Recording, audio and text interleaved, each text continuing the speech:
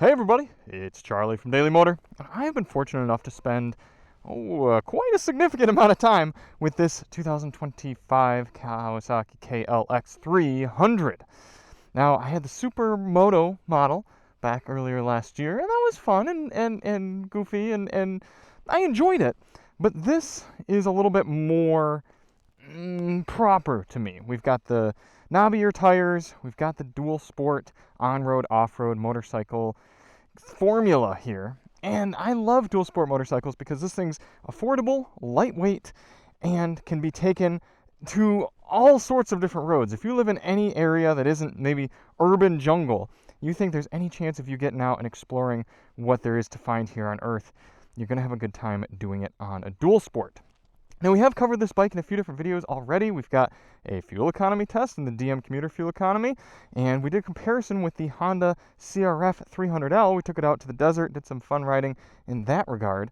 But this is the review. This is wrapping up my thoughts, and I'm excited to do it because I covered the review of the Honda in a certain way of should you ride your dual sport on the highway to get to your destination, and then this is the opposite side of it. This should you take your truck with the dual sport on the back in order to get to your riding destination. So I did that today. I trucked out about an hour and a half. We're down in northern San Diego County, out by the Palma Reservation, I believe we're in now. And we're going to do some exploring. We're on Nate Harrison Grade Road. I just kind of got out here with a few twists and turns. It looks like it should be good twisty and turny on the map. I'm hoping to find some dirt as well to mess around on. But that's the thing with dual sport riding is you can kind of just go anywhere, and I love exploring for that reason. For those of you who are really not in the know, this is about a $6,000 motorcycle equipped with a single cylinder, just under 300cc motor. It's something like 280 something or other. You will have already seen it in the specs. You can put a passenger on the back if you need to run them down to the store or something like that, or maybe get them out of the bush when their bike breaks down, because this one probably will not. It's fuel injected. It makes somewhere around 27-ish horsepower at the crank. Pretty good suspension. Pretty good engine, pretty great bike. So without any further ado, a phrase that I'm trying to not say as often, let's hit the road.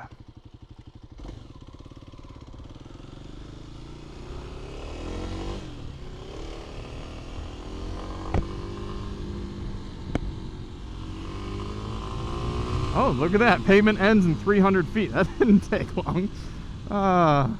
Cool. There's a ranch.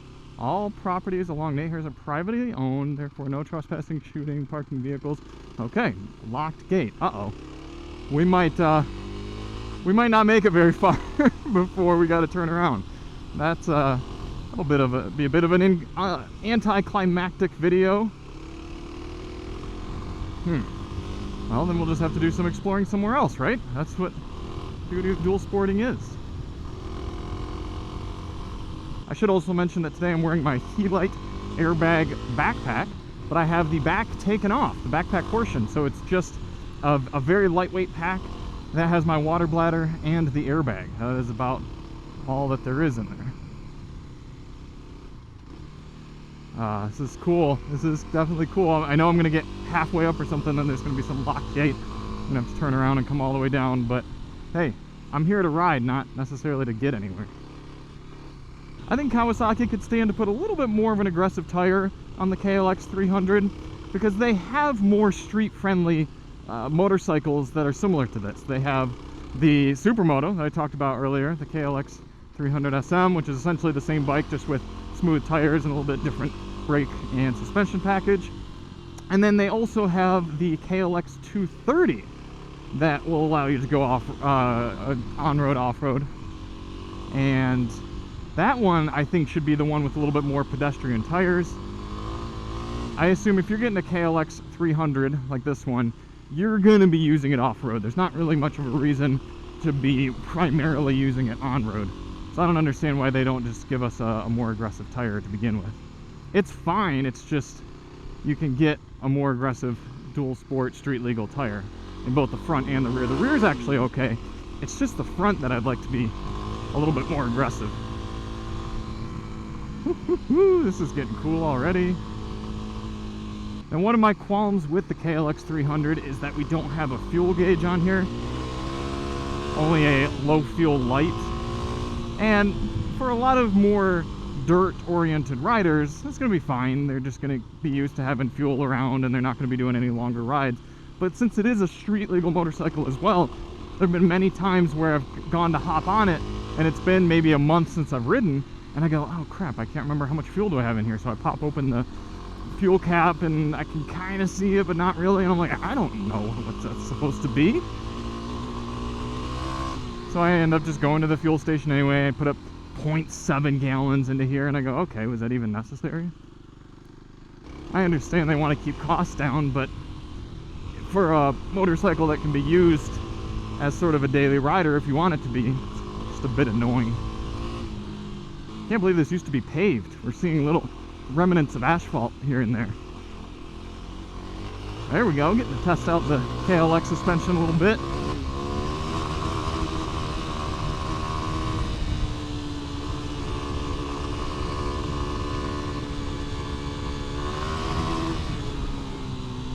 I'm about 5'10", 170 pounds.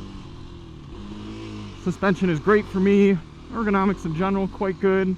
It's a bike that's right around that medium area where I feel like I can control it and manhandle it, but it's also got enough suspension travel and enough authority for me to feel like I'm really riding a big boy bike. Quick shout out to Alpine Stars as well. I'm wearing their pants and boots and shirt today. Nice. It's actually pretty warm out. It was 91 at the truck when I was getting the bike off. Oh, it's paved again. Look at this. And this Alpine Stars kind of jersey, I think the official term is, keeping me cool. Pants are a little bit warmer, but they're also a little bit more durable.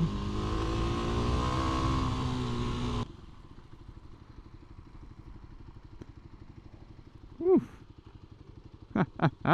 Yeah, that's cool.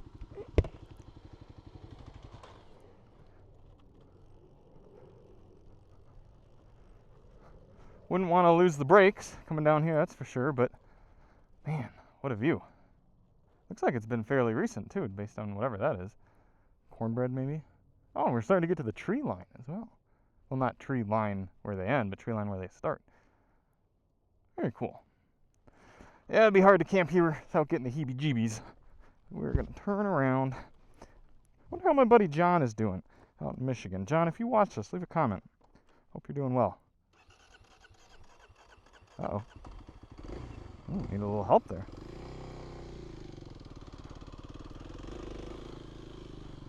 Ooh, temperature has certainly dropped. Much cooler and more comfortable now.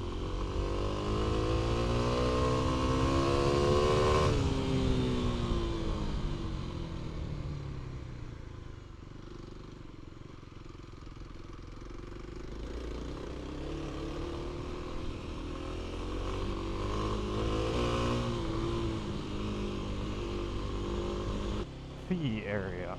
Self-registration. You're responsible for knowing park rules and regulations.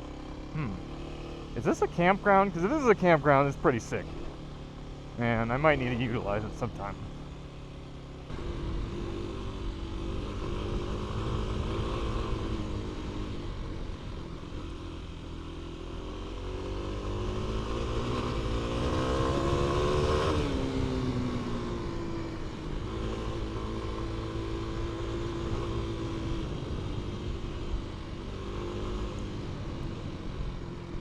Oh, this is a place.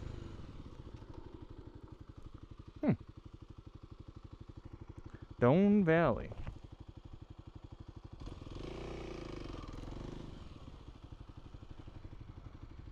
Nate Harrison Gray Boucher Lookout. No shit. Okay. Park hours 8 a.m. to Sunday. Fee area.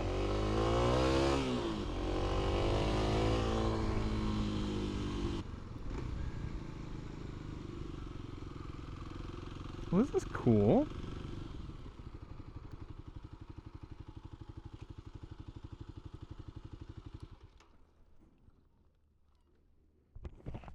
Huh.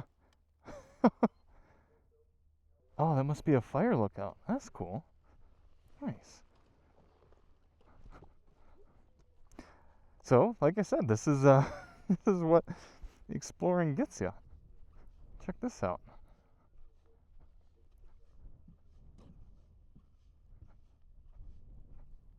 Wow, is that the ocean?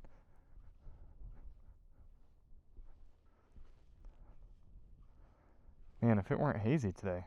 Whew.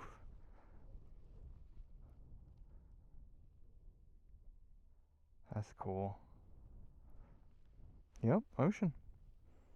Wow, I can see Santiago Peak out there. Mount Baldy? I guess it'd have to be super clear to see that. Huh. That's really cool. Huh. There's an actual fire tower used up here. See, this is what I'm talking about, man. This is taking your dual sport out and just finding stuff like this. That's cool. That's why I love bikes like this. And adventure bikes do work also, but you're not gonna have as much fun doing the off-road stuff. And if you're not spending multiple day, real long sort of rides, you don't need all that extra weight and power. Just get yourself something lightweight and simple like this. Maybe throw, a little extra thing of gasoline on the back, maybe a little rack. You're good to go. Good for day trips. This is Palomar Mountain State Park. Pretty cool. Coming out of the state park now, we've got some 2-lane road, and we get to see the other side of the KLX300.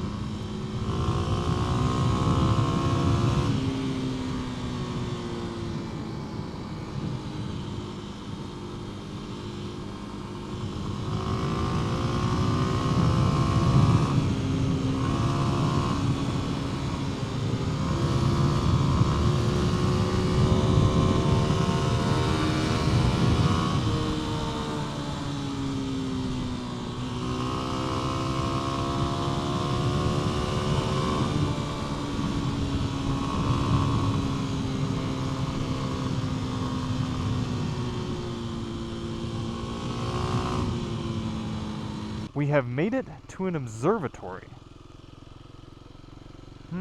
This is pretty cool. Palomar Observatory. Museum, gallery, 200-inch dome, only open to visitors when requested to stay. Huh. I'm gonna have to come back with Alyssa sometime and check this out. That's pretty cool.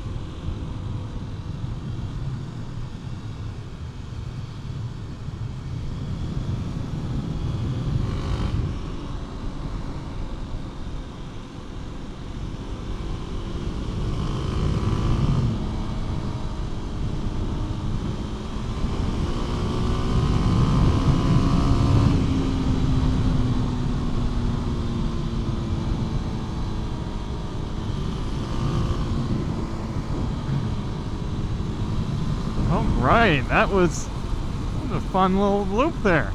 Up Nate Harrison grade, down, South Grade Road. Exhilarating. But we didn't get a ton of technical off-road riding for the KLX, so there looks to be another trail up this way on Onyx. So I'm gonna head down and see if we can find it before we gotta head back. I could take this opportunity to mention that the KLX300 is fully capable of running highway speeds, allegedly.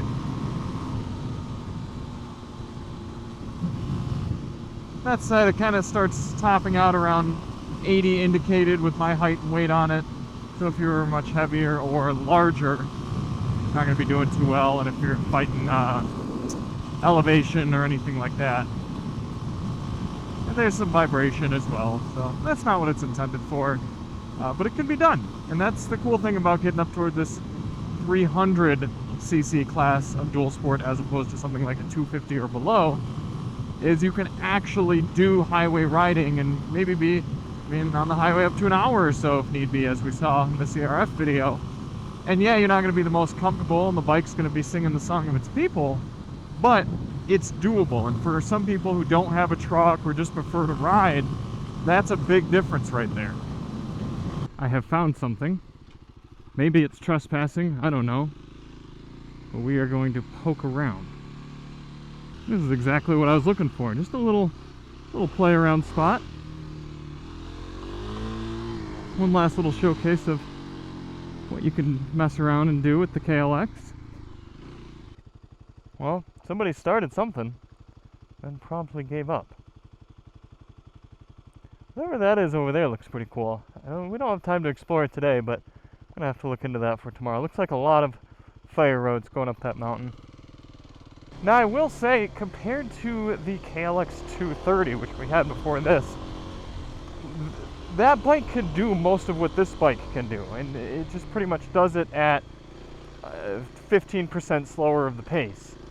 And for any sort of riding like this, it's doing it at the same pace. It's just the kind of higher speed stuff. The upper 15% you might have more trouble doing with the KLX300, but that one is lower, it's lighter, it's less expensive, and you can get it with ABS. So for most entry-level riders, I would actually recommend that motorcycle as opposed to the 300.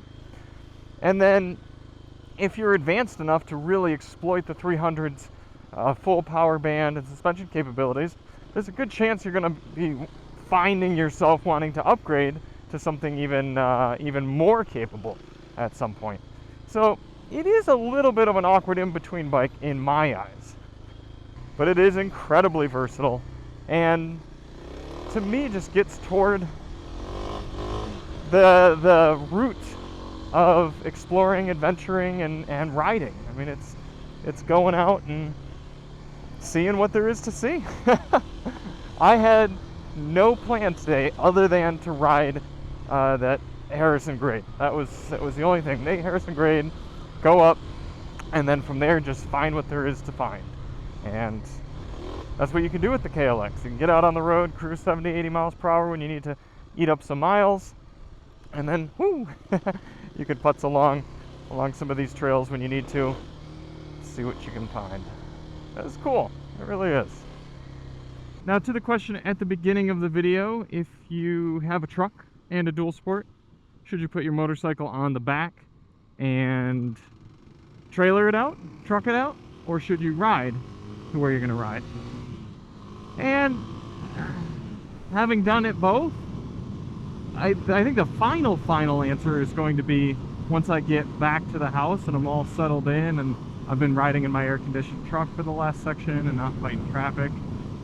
Now that is a point if you're someone who much prefers to be out where there isn't much traffic out here, riding in rural roads and off-road and everything, and you don't want to be around all the crazy traffic and highway and many drivers when you're on your bike, then that's an advantage to trailering out or taking the truck out, because you don't have to ride around all those people on the bike. That being said, it's somewhere between 95 and 100 degrees right now, and I'm going to have to load the bike up on the carrier when I get back to the truck, strap it down. It's not going to take too long, but it's something I'm going to have to do in the heat, whereas if I were riding home, I could simply just keep on going and get out to the coast. It'd be cooler and keep the wind on me, and then get back to the house, strip off all my gear, and get straight in the shower. I think it depends on where I'm going and what sort of riding I'm doing. I think I might have a slight preference toward just riding your motorcycle out to where you're going to go. If it's a competent dual sport like this, and you got a plate, 300cc, if it's probably about an hour to an hour and a half or less of highway riding, I'd probably just ride. I put headphones in, I put earplugs in, that's very important, and I just chill. That being said, I am probably going to be less tired by the end of this ride when I get back, because I'm doing 3 hours of the section in my truck. And there was a commenter on the Honda video who mentioned that one advantage of taking your truck is that if you break the bike when you're out riding off-road, then you still have a way to get home. Here we are, back to the Casino Palma, and back to my toasty, presumably, truck. Great. So there we are. I think we did, I think about 90 miles or so. Good variation of riding. Good showcase of the KLX 300's broad range of capabilities. So thank you all so much for watching. If you do want to see more on the KLX 300 or any of our other bikes, check the link below, and we'll see you on the next one. I'm Charlie from Daily Motor, and as always, ride on.